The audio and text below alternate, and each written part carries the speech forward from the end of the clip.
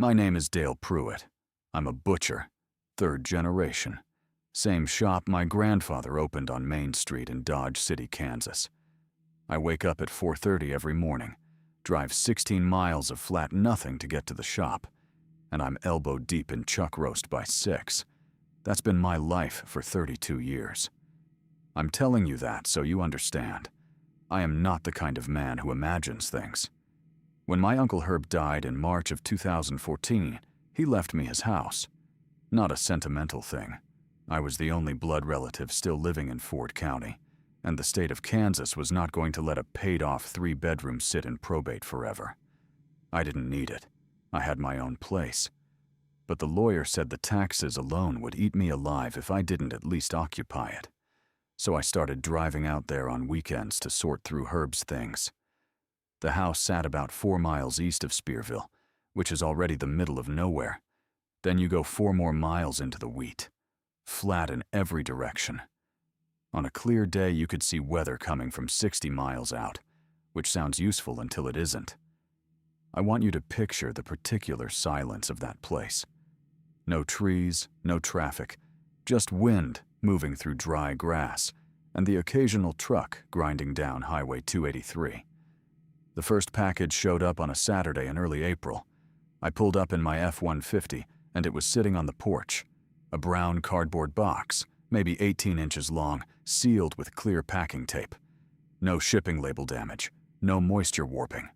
Looked like it had been set there by hand, not dropped by a carrier. The label said the address was correct, Herb's address, but the name on it was not Herb's name. It read, "Attention, current resident." I figured a neighbor had ordered something and the GPS routing had glitched. Happens out here. I set it inside the front door and didn't think much about it. The second package came the following Saturday. Same dimensions, same clear tape, same label format. Attention, current resident. This time I noticed there was no return address, no carrier barcode, no postage marks at all. It looked printed on a home laser printer, the ink slightly too dark, the font slightly too clean. I left it on the porch table and called the county sheriff's non-emergency line. Deputy told me it was probably a local business doing hand delivery flyers in a box for novelty purposes. He sounded tired. I didn't push it. But here's what I didn't tell the deputy, because I didn't fully register it until I was driving home. The box had no smell. I've been a butcher for 3 decades.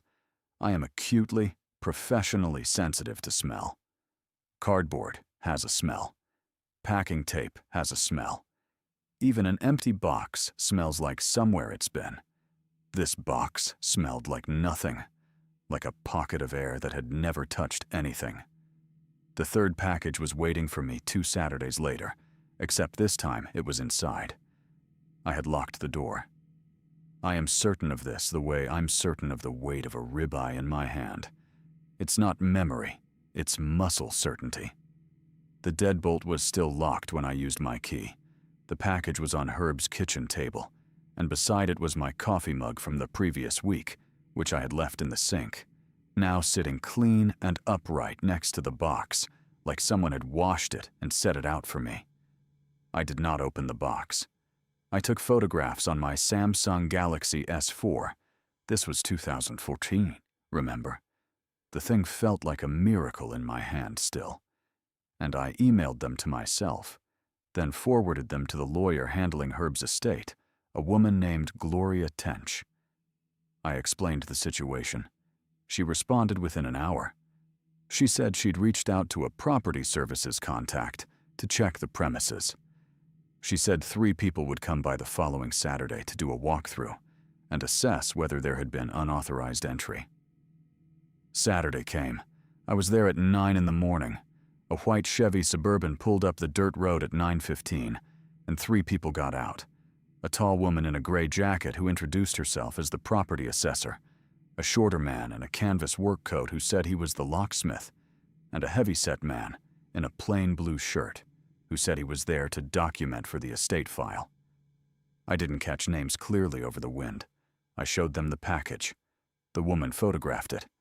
The locksmith checked the deadbolt and said he found no signs of tampering. The man in the blue shirt wrote things down on a clipboard. They were in and out in 40 minutes. Professional. Calm. I felt better. 2 weeks later, I got a package-related email, a follow-up from Gloria.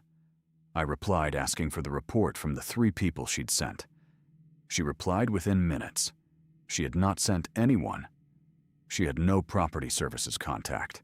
She had never heard of a walkthrough being scheduled.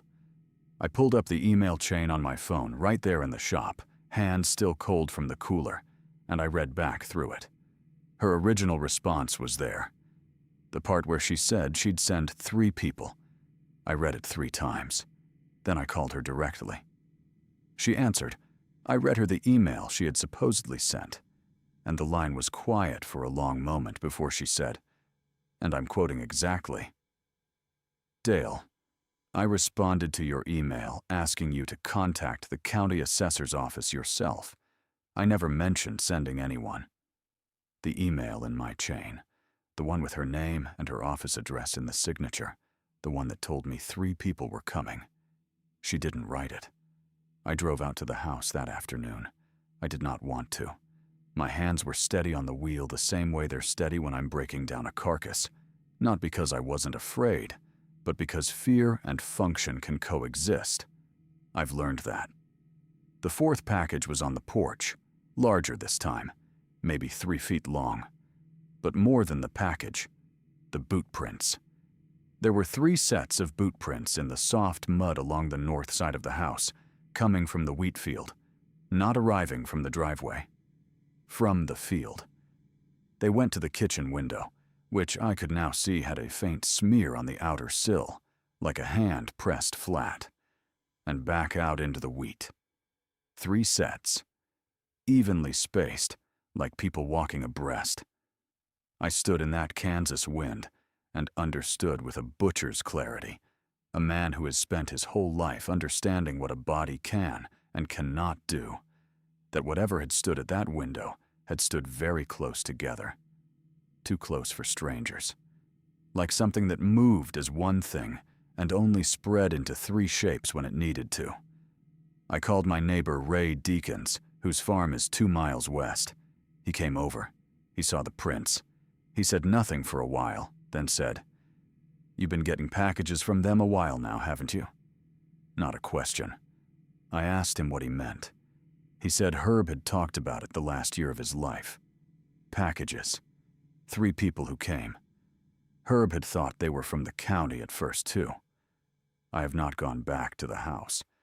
I've been handling the estate transfer remotely, and Gloria, the real Gloria, has been cooperative. The property will be sold as is. The buyer has been informed there may be encumbrances. The last email I sent about the house came back with a delivery failure notice. But before that notice arrived, I got a reply. The reply said only, "Noted. Package held for next resident." The email had no sender address, just a blank field where a name should have been. I still sleep fine. I'm a butcher. I understand that some things are past their expiration, and you deal with them clean and fast, and you don't let them sit in a warm place. But I think about those 3 sets of prints sometimes. How they came out of 60 miles of flat wheat. How they walked up close and looked in the window. How they'd done the same thing for Herb, right up until Herb didn't need a house anymore. And I think about whoever's going to buy that property next, because they're going to get a package with their name already on it, and 3 people are already on their way.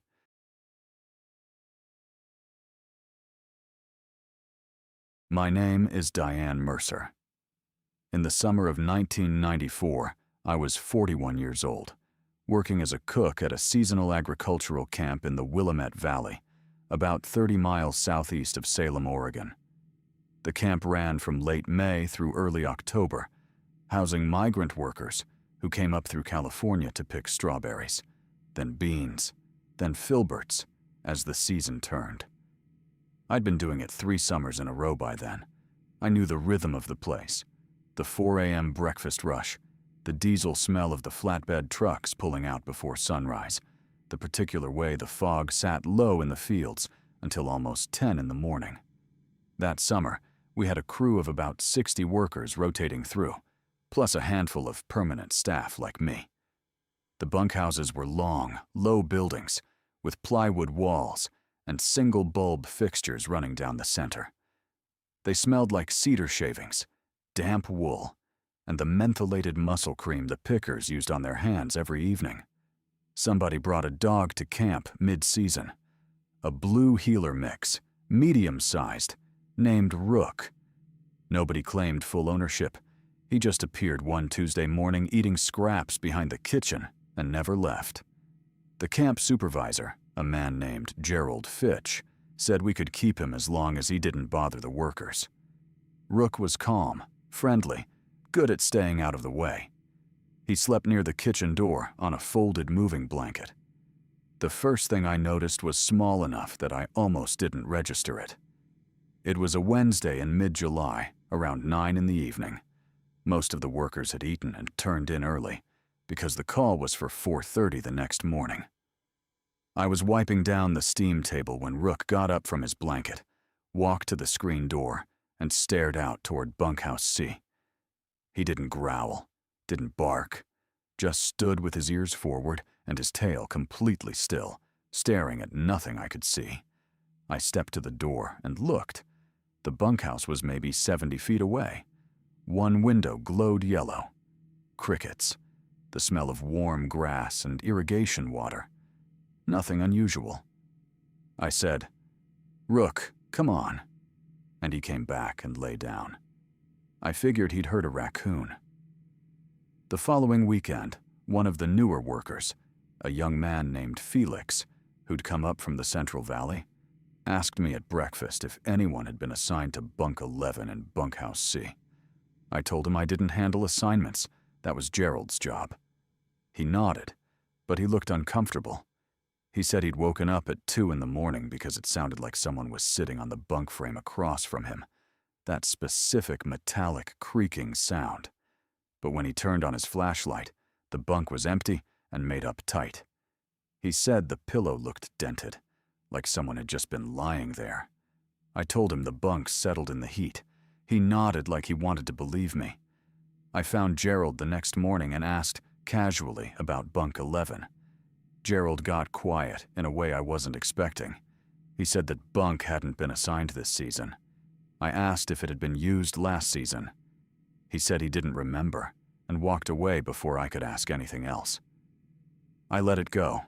I had 200 pounds of bean salad to make by noon. But Rook didn't let it go. Starting around the last week of July, every night between 11 and midnight, Rook would leave his blanket, walk to the screen door, and bark at Bunkhouse C. Not the alert bark he used for raccoons, or the low warning sound he made when the camp generator ran loud. This was something else. High, fast, almost distressed. He'd stand at that door and bark until I came and put my hand on his back, and even then, he'd hold for another few seconds before he'd turn away. His fur was raised the entire length of his spine. This happened 20 nights in a row. On the 10th night, I stood at the screen door with him instead of pulling him away. It was August 4th, a Friday. No moon. The bunkhouses were dark outlines against an overcast sky, and the only light was a security lamp on a pole near the equipment shed about 100 feet to the north. I looked at Bunkhouse C, and I waited. For about a minute, nothing. Rook was barking beside me, rigid.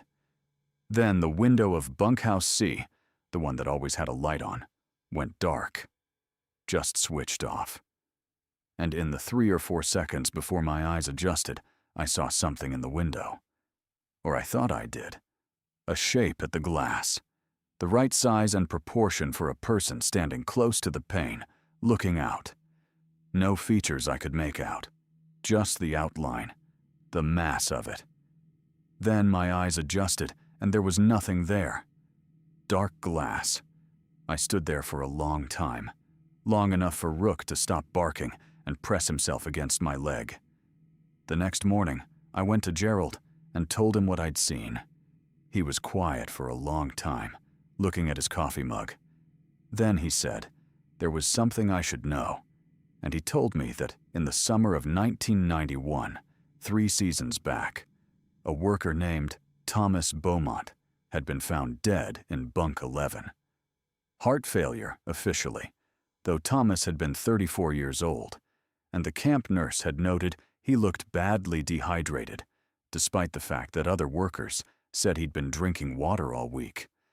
Gerald said the official paperwork was filed, the family was notified, and the bunk had been left empty since then, partly out of habit, and partly because Gerald said it never felt right to put someone in it.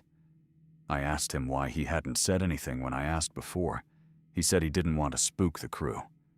I understood that. But understanding it didn't make the next part easier, because I remembered Felix. And I remembered that Felix had left camp 3 days after he told me about the creaking bunk. He'd said he had a family situation. He'd seemed fine at breakfast the morning he left. Quiet, maybe, but fine. I asked Gerald if he had Felix's forwarding information. Gerald checked his files and came back looking pale. He said Felix had never filled out his final paperwork. No forwarding address, no emergency contact. And when he went back through the intake forms, he found that the address Felix had listed at sign-in was a vacant lot in Stockton, California. The phone number rang to a disconnected line. We didn't know who Felix was. We didn't know where he'd gone. I spent 2 evenings on the payphone in the camp office trying to track him down. I called the Stockton City Directory, a couple of labor organizations, a woman at the California Agricultural Labor Relations Board, who was kind enough to listen, and then gently tell me there was nothing she could do without more information. I wrote a letter to the Marion County Sheriff's Office. I got a form letter back 3 weeks later, saying no missing persons report matching that description had been filed. A couple of years after I left that camp for good, maybe 1997, I was on a computer at the Salem Public Library, helping my daughter do a school project, when she showed me something called a message board. People typing to each other, sharing stories, asking questions. It stuck with me. In 1999, I eventually found my way to one of the early internet forums, the kind with plain text and no pictures, and I started searching for anything about seasonal farm camps in the Willamette Valley. I found a thread from 1996. Someone with the username Picker88 had posted, asking if anyone else had worked a specific camp near Turner, Oregon, in the early 90s, and had experienced anything strange. The thread had about a dozen replies, and then it went cold. But one reply, posted in April of 1996 by a user called FelixVC, just said, "I was there. I was in Bunk 11. I don't know how I got home." That was the only post that account ever made. I printed that page at the library. I still have it somewhere. The paper's gone yellow, and the ink has faded, but the words are still there. Rook stopped barking at Bunkhouse C after August 4th. The window never lit up again that season. I went back to work at that camp one more summer, 1995, because I needed the money, and Gerald was a decent man who paid on time. Bunk 11 stayed empty. On my last day, as I was loading my car, I looked over at Bunkhouse C one more time. The windows were open to air it out. Just a screen and darkness inside. Rook sat next to me. He didn't bark. He just looked. I thought about Thomas Beaumont, 34 years old, found in that bunk in 1991. I thought about Felix, whoever Felix was, who slept in that bunk one night and then vanished into paperwork that didn't add up. And I thought about the shape in the window. That patient, still shape. The way it had just been there, at the glass, looking out at everything it had already taken. Some places hold on to what happens in them. That camp held on to something mean and quiet.